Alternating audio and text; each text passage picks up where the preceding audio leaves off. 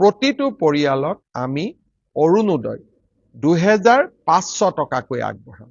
অৰুণোদয় আঁচনি আমি 3 আগষ্টৰ পৰা বিতৰণ কৰা কথা আছিল, ইয়াক এতিয়া আমি 1 আগষ্টৰ পৰা দিম। যোৱাবাৰ যেতিয়া মই ফেচবুক লাইভ কৰিছিলো, বহুতে মোক কৈছিল যে মামা এইবাৰ অৰুণোদয় দিব নালাগে, অৰুণোদয়ৰ পুঁজিখিনি চৰাইদেউ আৰু শিৱসাগৰ জিলাত দিয়ক। আমি ইমান ডাঙৰ পদক্ষেপ ল'ব খোজা নাই, কিন্তু আমি এটা সিদ্ধান্ত লৈছো, মাহৰ পৰাই আমি কম মূল্যত যি চাউলৰ লগত চেনি বা দালি যোগান ধৰিছিলো, সেই যোগানৰ প্ৰক্ৰিয়াও আমি আগষ্ট মাহত আৰম্ভ কৰিম। তেওঁলোক বঞ্চিত হৈ আছে।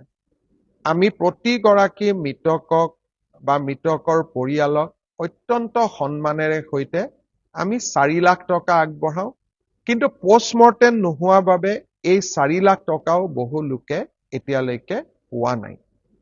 আজি আমি সিদ্ধান্ত লৈছো যে এতিয়াৰ পৰা বানত আক্ৰান্ত লোক, বানত মৃত্যু হোৱা লোকক সাহায্য দিবৰ বাবে আমাক কোনো পোষ্টমৰ্টেমৰ প্ৰয়োজন নাই। মাত্ৰ চাৰ্কুল অফিচাৰে চাৰ্টিফিকেট এখন দিয়াৰ লগে লগে তেওঁলোকে এই 4 লাখ টকা চৰকাৰৰ সাহায্য তেওঁলোকে লাভ কৰিব। অৰ্থাৎ এতিয়া বানত মৃত্যু হোৱা প্ৰতিগৰাকী লোকৰ পৰিয়ালে 4 লাখ টকাকৈ চৰকাৰৰ পৰা পোৱাৰ ৰাস্তা আজি প্ৰশস্ত হ'ল, যোনে পোষ্টমৰ্টেম কৰা নাছিল। পোষ্টমৰ্টেম কৰা সকলে ইতিমধ্যে এই ধন লাভ কৰিছে। এতিয়া হ'ল মই আৰু এটা ঘোষণা কৰিব খুজিছো, সেইটো হ'ল যে এই যে বানত আক্ৰান্ত হৈ 61 গৰাকী চৰাইদেউ, শিৱসাগৰ, যোৰহাট, গোলাঘাট জিলাত মৃত্যুবৰণ কৰিলে, আৰু ৰাজ্যৰ বাকী অঞ্চলতো আৰু 6 গৰাকী ব্যক্তিৰ মৃত্যু হৈছিল। মুখ্যমন্ত্ৰীৰ সাহায্য পুঁজিৰ পৰা এই আটাইকেইটা পৰিয়ালক আমি আৰু অতিৰিক্তকৈ 5 লাখকৈ টকা দিয়াৰ সিদ্ধান্ত গ্ৰহণ কৰিছো। অৰ্থাৎ বান আক্ৰান্ত প্ৰতিটো পৰিয়ালে চৰকাৰৰ পৰা প্ৰতি মৃতকৰ পৰিয়ালে চৰকাৰৰ পৰা পোৱা 4 লাখ টকাৰ উপৰিও মুখ্যমন্ত্ৰীৰ সাহায্য পুঁজিৰ পৰা অতিৰিক্তকৈ 5 লাখ টকা লাভ কৰিব। মই ভাবো যে মৃত্যুৰ মূল্য কেতিয়াও টকাৰে হ'ব নোৱাৰে, কিন্তু এই সৰু ধনে বিপদৰ সময়ত পৰিয়ালটোক অকণমান হলেও নিশ্চয় সহায় কৰিব। দ্বিতীয়তে, মই আগতে উল্লেখ কৰিছো যে আমি যেতিয়া বানত আক্ৰান্ত হ'ল, মৃতদেহ আমি পালো, কিন্তু বহুত ব্যক্তি কেতিয়াবা সন্ধানহীন হৈ থাকে। বিশেষকৈ নাজিৰাত 7 গৰাকী লোক এতিয়াও সন্ধানহীন হৈ আছে। যেতিয়ালৈকে মৃত শৰীৰ উভতাই নাপায়, চৰকাৰী নিয়ম মতে পৰিয়ালটোক আৰ্থিক সাহায্য দিব পৰা নাযায়। আজি আমি সিদ্ধান্ত লৈছো যে এমাহলৈকে যদি তেওঁলোকৰ আমি সন্ধান নাপাওঁ, আমি তেওঁলোকক মৃত্যু হোৱা বুলি চৰকাৰী সাহায্যৰ বাবে ধৰি লওঁ।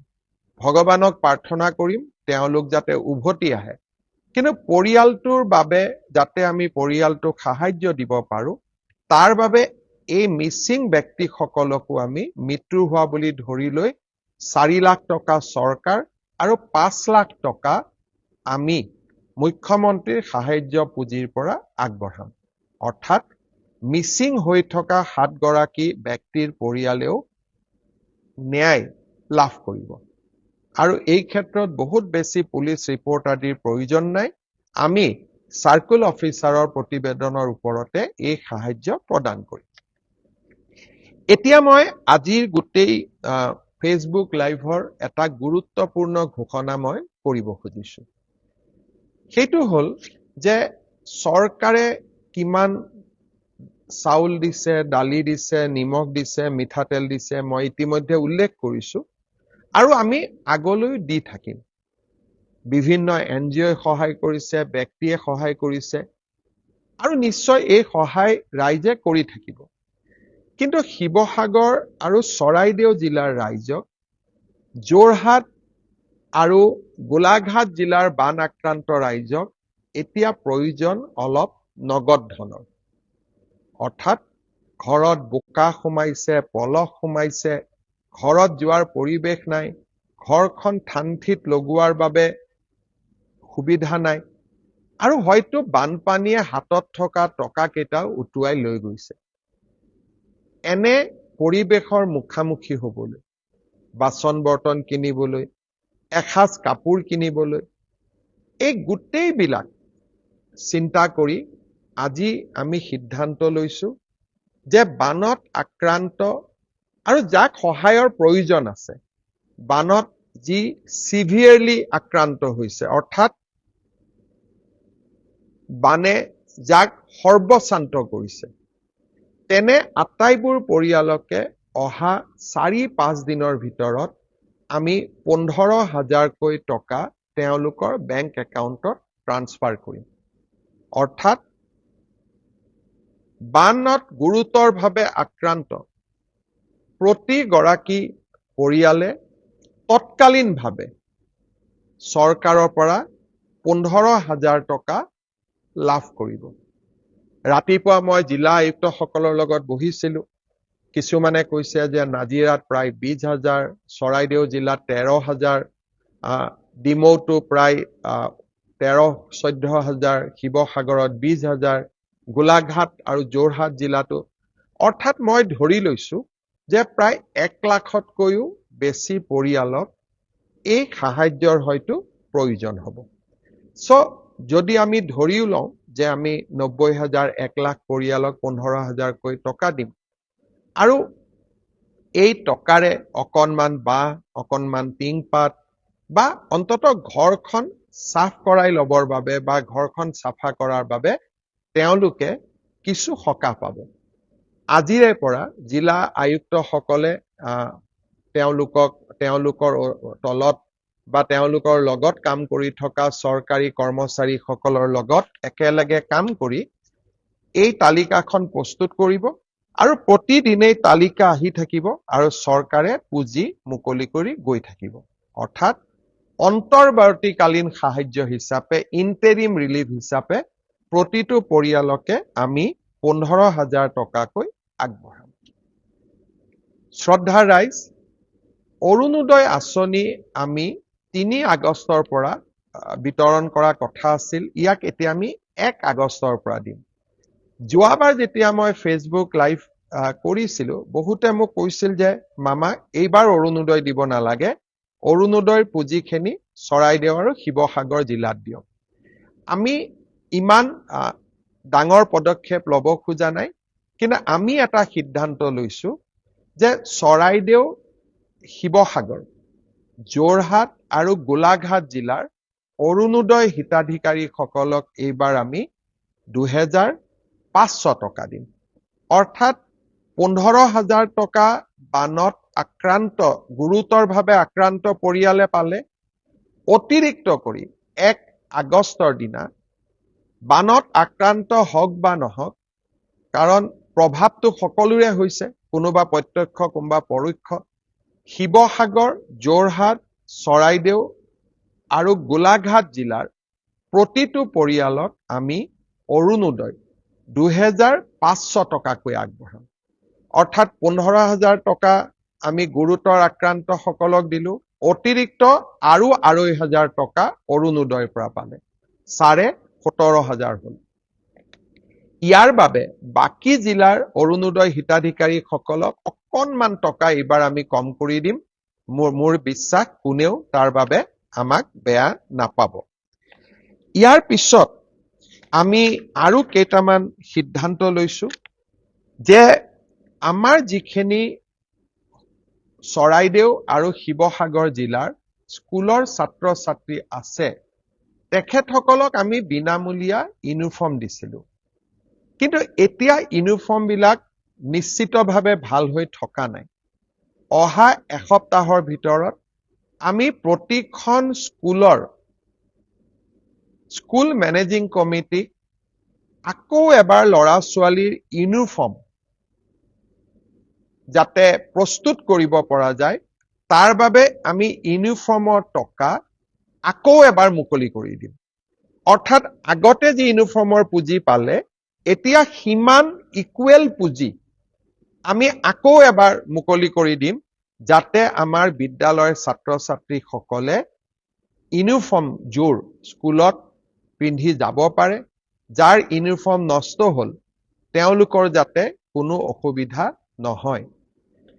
ইয়াৰ উপৰিও আমি সিদ্ধান্ত লৈছো যে অহা 1 তাৰিখৰ পৰা আমি বিদ্যালয়সমূহলৈকে পুনৰ এবাৰ বিনামূলীয়া পাঠ্যপুথি প্ৰেৰণৰ কাম আমি হাতত ল'ম।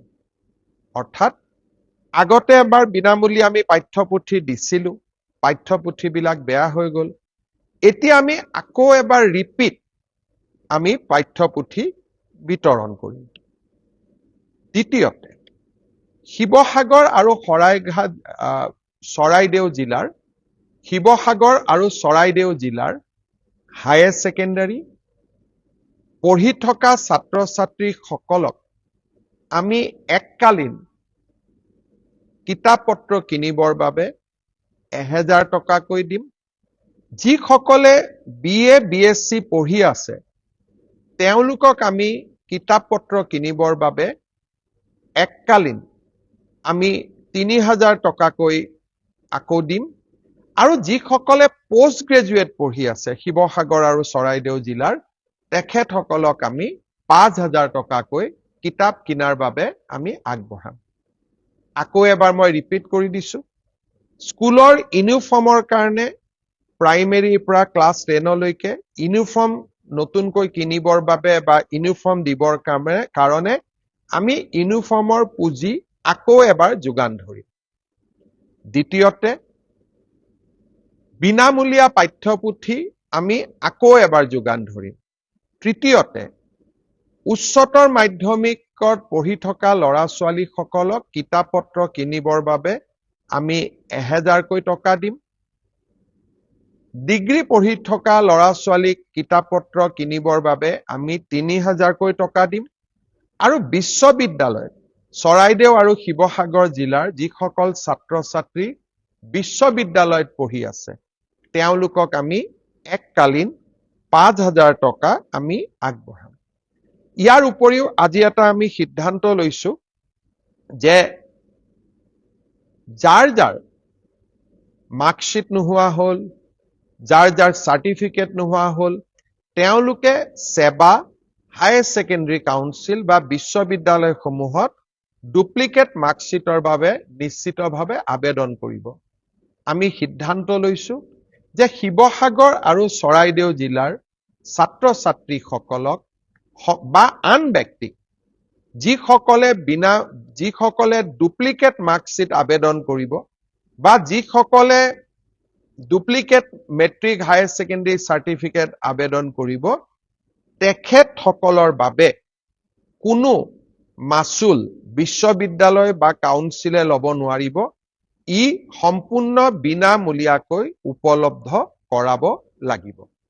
এই সিদ্ধান্তও আজি চৰকাৰে গ্ৰহণ কৰিছে। এতিয়া ইয়াৰ নেক্সট ষ্টেজটো কি?